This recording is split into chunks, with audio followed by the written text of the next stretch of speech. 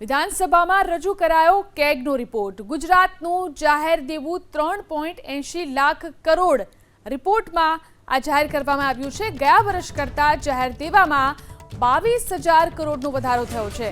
બજાર લોન 16,000 કરોડ વધી અને 3.11 લાખ કરોડ થઈ છે।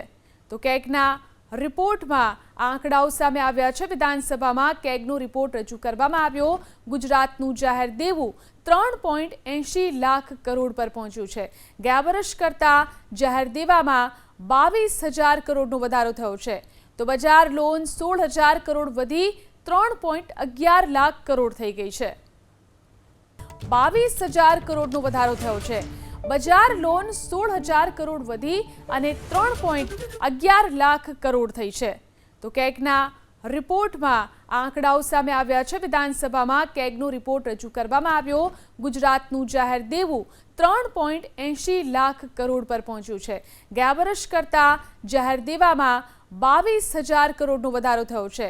તો બજાર લોન 16,000 કરોડ વધી 3.11 લાખ કરોડ થઈ ગઈ છે।